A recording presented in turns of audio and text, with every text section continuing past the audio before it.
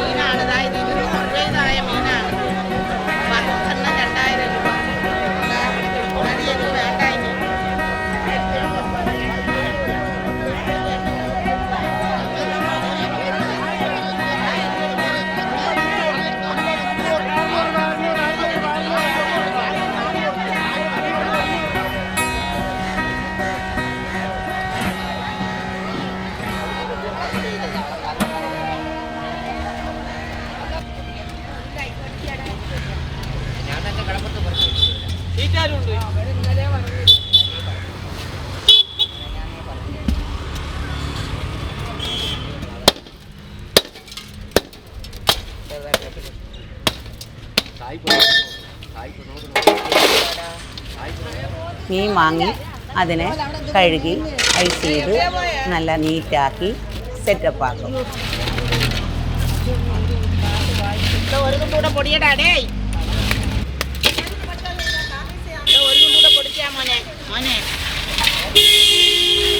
അതിനുശേഷം മാർക്കറ്റിലെത്തണം.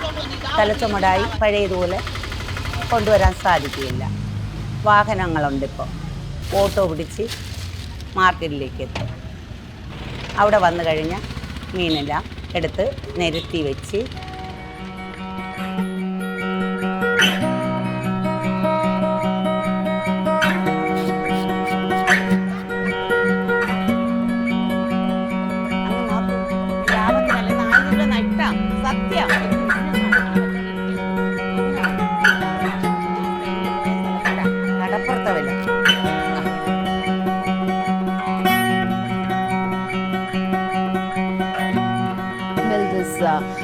about the present running project that we have. The main objectives are the social, economic and political empowerment of women, especially in these 14 regions of our locality. And these women, the people, like we have about say 30,000 women, fish vending women in our locality, and then but then in particular we concentrate on 1,400 women. We are trying to empower them in terms of social, economic and political levels. Socially, we give them awareness classes, like a woman can be a better person in their society. They can have equality, all the rights that the men enjoy, and they can be educated. They can take decisions for their families, and they, of course we give them awareness that they are the basis of the society after all. And then economic stability, most of the women they go to vend fish, or they are fishmongers, go to sell fish. That fish they get from their husbands, go to the sea and catch fish and come, and then these women go out to sell it. So and then what happens is, even though they get money through this selling of fish, but they are not able to save it because of the drunkenness of their husbands. Even though they earn money, they need to provide for their husbands to drink, because otherwise they will be beaten up in the families. This domestic violence is a main issue for us. So we tell them they can save their money in like small groups. They can have SHG, small, self-help groups. They can have money. And also in this fish vending forum, we have groups for them. They take loans. They have a revolving fund in their groups. In that way, like, they are able to save a little bit of their money. And also they have seasons for fish catching and fish vending.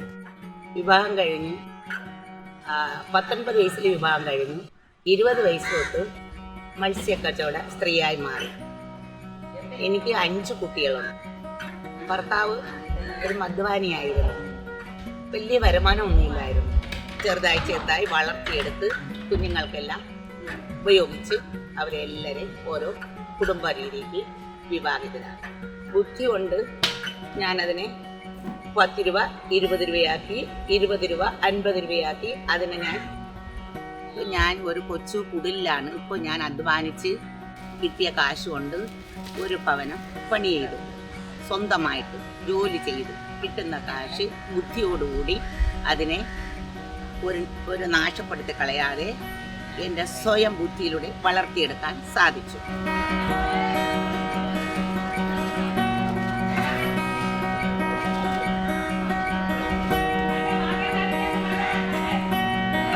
കച്ചവട സ്ത്രീ എന്നുള്ള രീതിയിൽ ഞങ്ങൾ വളരെ കഷ്ടപ്പാട്, ഞങ്ങൾ ദുഃഖം, ദാരിദ്ര്യം, കഷ്ടപ്പാട്, ഇതിൽ നിന്നും ഞങ്ങൾക്ക് ഭർത്താവിൻ്റെ ഭീഷണി, മദ്യപാനം, ഇങ്ങനെയുള്ള പ്രവർത്തനങ്ങളിൽ നിന്നും ഞങ്ങൾ അതിനെ മുമ്പോട്ട് തരണം ചെയ്ത് കൊണ്ടുവരാനും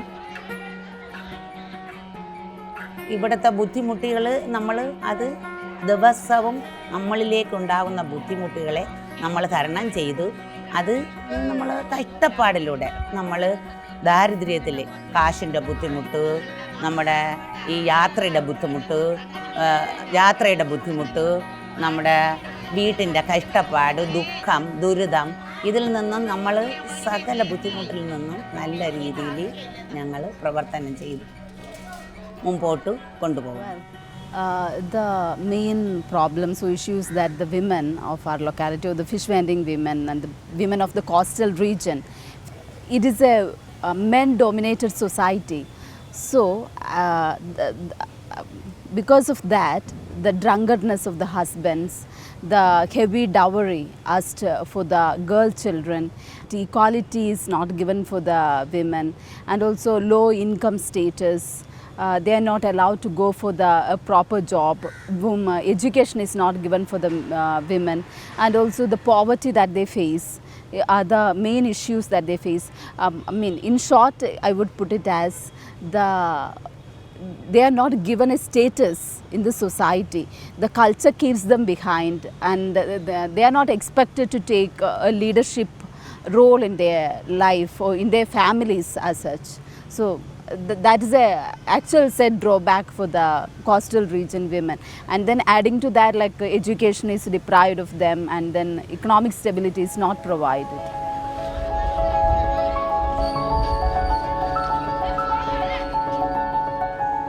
Since its inception in 1996 onwards, we are here for women. The founder of Sakhi, she been working with the fish vending villages earlier. Our work start in that area, and it continues for years. We are been giving trainings to the fish vending villages, to the women and men. We are giving awareness to people there. We are giving TOT, training of trainers, try to make them trainers on gender issues and other issues women face in the society. We are making vigilant cells in the area to stop violence, to deal the issue of violence on women in their villages itself. So these are the major activities we are doing with the fish vending community or fish vending villages.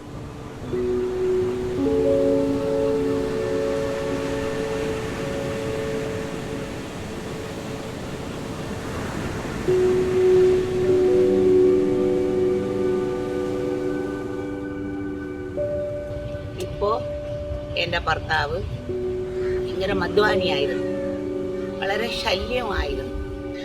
അതിൽ നിന്നും എനിക്ക് 1000 രൂപ loan കിട്ടി. പിന്നെ അതിൽ നിന്നും വളർന്നു 2000 5000 രൂപ.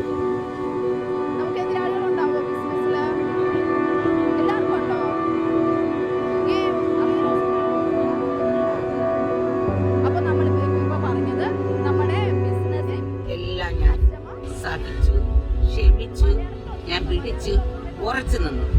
എൻ്റെ അധ്വാനത്തിൽ കൂടെ വളരാൻ എനിക്ക് സാധിച്ചു. ഞങ്ങളുടെ സംഘടനയിൽ നിന്നും സംഘത്തിൽ നിന്നും എനിക്ക് പല ക്ലാസ്സുകളും ബോധവൽക്കരണ ക്ലാസ്സുകളും നല്ല നല്ല അഭിപ്രായങ്ങളും ഞങ്ങൾക്കുണ്ടാകുന്ന പോരായ്മകൾ അവർ പരിഹരിക്കുകയും ഞങ്ങൾക്ക് വേണ്ടുന്ന ആവശ്യത്തിന് മത്സ്യവിപണനത്തിനായുള്ള പാത്രങ്ങൾ, ചരുവം അത് തരികയും ഞങ്ങളെ സഹായിക്കുകയും ചെയ്തിട്ടുണ്ട്.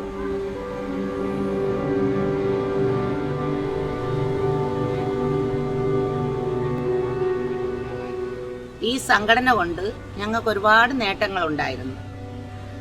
നല്ല നല്ല ജീവിതത്തിലേക്ക് കടന്നു വരാനുള്ള നല്ല ബോധവും അറിവും ഞങ്ങൾക്ക് പകർന്നു തന്നിട്ടുണ്ട്.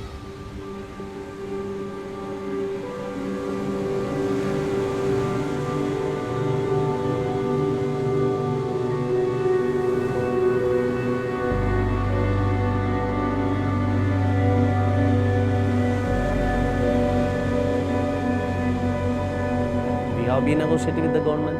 We have been organizing different strikes, but they don't listen. When they implement new policies regarding the hostel area, they don't consider the hostel area. I personally feel those policy makers, they are not much aware of the geographical background of the hostel area, or the economic nature of the hostel area, or even the social nature or social backwardness of the hostel area. They are not much aware of it. They, as per their their academic knowledge, they plan and they go ahead with the policy. So I think there should be some policies where they consider and they consult with the fishermen, the ordinary fishermen, in order to bring them up to development.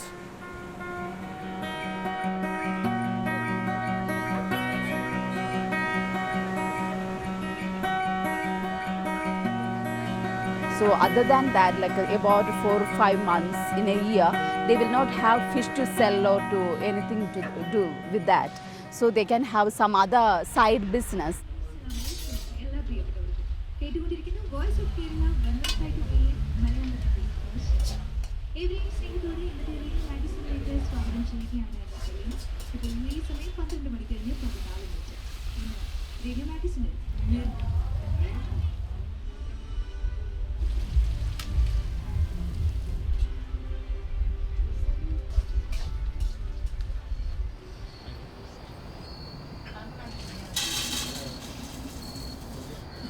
പഞ്ചസാര ഇട്ടില്ല. ആർക്കെങ്കിലും ചിലപ്പോൾ പഞ്ചസാര ഇട്ടുണ്ടെങ്കിലോ പഞ്ചസാര പ്രത്യേകം വെച്ചിട്ടുണ്ട്.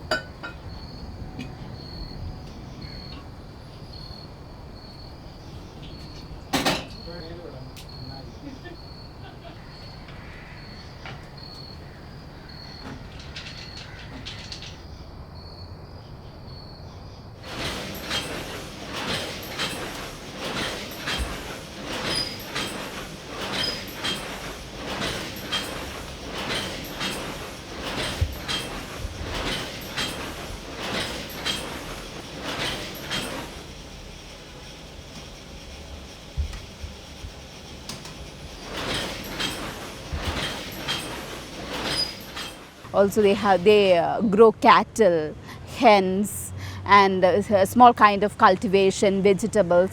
Those kind of things are also encouraged through this project, so that they can have economic stability in their lives. And also we also focus on the political empowerment of women in our country. Like at larger scale, you can see that women also partake in the decision making process in our country, but then concentrating on these coastal areas, that is very it is very rare. You can't see women participating in decision making process, and as part of this project we give them lots of workshops, conduct awareness classes that they may be able to partake in the democratic decision making process. And also we prepare leaders to participate in the local political process, that we have the village level elections, panchayat level elections, corporation level elections, and these women are prepared. So in the forthcoming elections, these women who are prepared through this project also will be participating in those. Ba.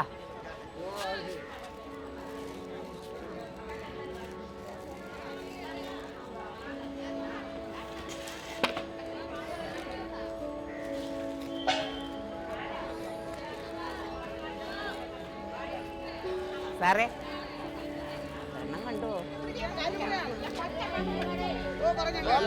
പറഞ്ഞേരെ അതറിഞ്ഞാലേ ഒരു അനാവശ്യവും പറയില്ല, ചീത്തയും പറയില്ല കേട്ടാ. കുറച്ച് അല്ല നിൽക്കുക, അതിനൊന്നുമില്ല. മുറിച്ച് തന്നെ കഷ്ണം കഷ്ണം പീസാക്കി വെച്ചേരാക്ക് കേട്ടാ.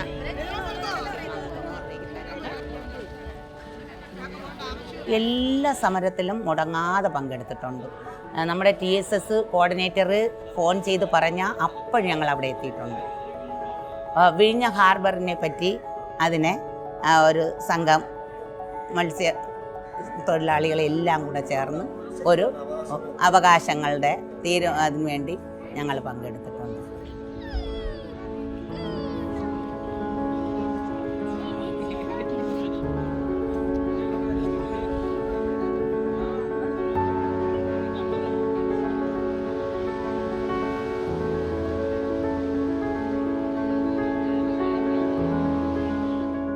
ശരിക്കും സർക്കാരിന് നമ്മുടെ അവകാശത്തിന് വേണ്ടി നമ്മൾ ആവശ്യപ്പെടുന്നത് അതൊക്കെ അവർ ഈ നമ്മളിതുപോലുള്ള സമരങ്ങളിലൂടെ നമുക്ക് തരുന്നു എന്നുള്ളതാണ്.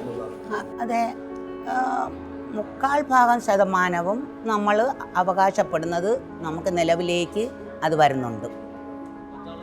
അത് വാങ്ങിച്ച് ശക്തമായി തരാനുള്ള നമ്മുടെ മുൻഗാമികൾ അതിനു വേണ്ടി പോരാടുന്നുണ്ട്. ശക്തമായി അവർ നമുക്കത് തരേണ്ട അവകാശങ്ങൾ പിടിച്ച് തരുന്നുണ്ട്.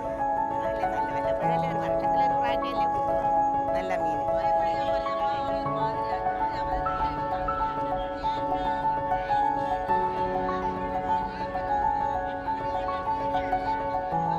I feel wonderful. I feel really wonderful about it. At first, like when I was facing these women, for me it was the first experience working with the coastal region women. Like I was almost heartbroken. Like I just couldn't imagine how could they just live like that, every day beaten up by their husbands, poor living conditions. Like as for me, when I look at their life, they have nothing to hope for their future, but then like there is something that keeps them going. They want to do something better for their children, what they have faced their children shouldn't face, that kind of feeling they have. And I was feeling it like, my God, like I wouldn't be able to live in such a situation. But then when I look at them now, like I can see the change, that hope they have, like they are someone, they have self-worth, value is there, that feeling they have. And I feel privileged working with these women, and I feel that the joy that I see in their faces is the joy of my life. It's nice.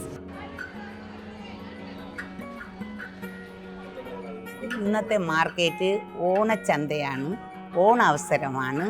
ഓണത്തിൻ്റെ മാസമായതുകൊണ്ട് മത്സ്യം വാങ്ങാൻ വളരെ ആൾക്കാർ കുറവായിരുന്നു. അപ്പോൾ വിൽപ്പനയൊക്കെ മോശമായ രീതിയിൽ നീങ്ങി. എന്നാലും ഞങ്ങൾക്കത് ബുദ്ധിമുട്ടായി തോന്നിയിട്ടില്ല. ഇന്ന് ഞങ്ങൾക്ക് നഷ്ടമാണ്, അടുത്ത പ്രാവശ്യം ലാഭം കിട്ടും എന്നുള്ള ധൈര്യത്തോടു കൂടി മത്സ്യ വിപണനയ്ക്കും വിപണനം ചെയ്തു.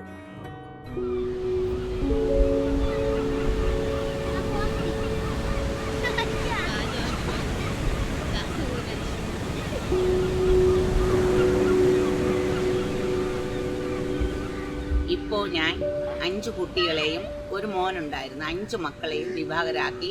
സ്വന്തം ഭർത്താവ് ഇപ്പോൾ മരിച്ചിട്ട് 5 മാസം ആയതേ ഉള്ളൂ. ഞാൻ വീണ്ടും ഇപ്പോൾ 62 വയസ്സായി.